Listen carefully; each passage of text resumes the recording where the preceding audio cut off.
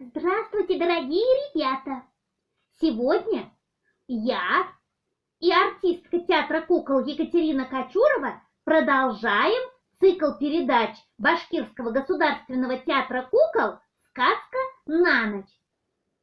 Мы вам расскажем лезгинскую сказку «Дынька».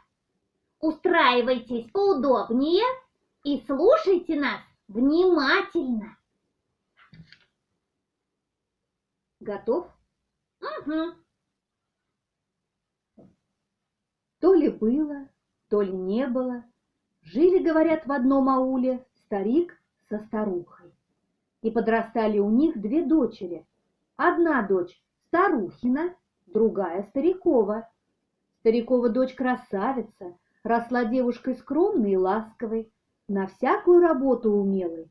А старухина дочь некрасивая, росла злой, сварливой, да и лентяйкой к тому же. Но родную дочь старуха, знай, похваливала, да по головке гладила, а падчерицу только бранила да колотила. Хотелось ей выжить бедняжку из дому. Вот пристала старуха к старику. «Что хочешь, делай, куда хочешь, девай ты свою дочь, ну, чтоб глаза мои ее не видели. В поле ее с собой возьми, заведи подальше, да там оставь, чтобы уши мои голоса ее не слышали». А у этого старика было, оказывается, далекое поле.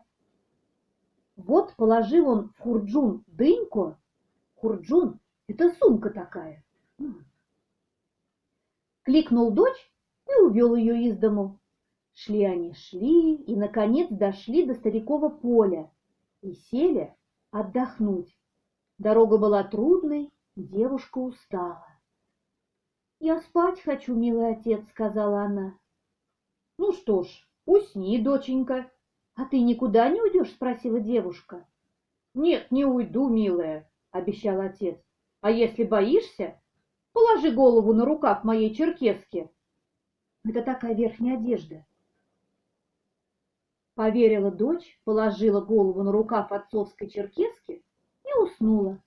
А отец отрезал потихоньку рукав и ушел домой. Проснулась девушка, видит, отца нет. Она одна в поле, кругом ни души. Только лежит подле нее на траве маленькая дынька. Стала девушка громко кричать и плакать, отца звать. Вдруг откуда ни возьмись, налетели на нее вороны. Закружились над ней черной тучей, закаркали. «Скажи, не ты ли птичка? Скажи, не птичка ли ты?» «Да, милые вороны, да, я бедная птичка», — ответила девушка. И когда она так ответила, вороны, не причинив ей никакого зла, улетели. Сидит девушка одна в поле, скучно ей, и давай она забавляться дынькой, что оставил отец. Давай вертеть дыньку в руках, подбрасывать и приговаривать. «Ах, дынька сладкая моя, мой свет, как быть сиротке? Дай ответ. Не съесть я не могу тебя, и съесть я не могу тебя, и крова у сиротки нет». Кров — это крыша над головой. А дынька и говорит: «Покати меня, милая девушка, вокруг того места, на котором стоишь». Девушка послушалась, и там, где она покатила дыньку, как из-под земли вырос красивый дом. Девушка обрадовалась и давай опять вертеть дыньку в руках, подбрасывать да приговаривать. «Ах, дынька сладкая моя, мой свет, как быть сиротке? Дай ответ. Не съесть я не могу тебя, и съесть я не могу тебя, и хлебца у сиротки нет». А дынька и говорит: «Покати меня, милая девушка, вниз по полю». Покатила девушка дыньку вниз по полю, и превратилась дынька в горячую печь, танур. У танура хлопотала старая старушка, вынимала белые хлебцы.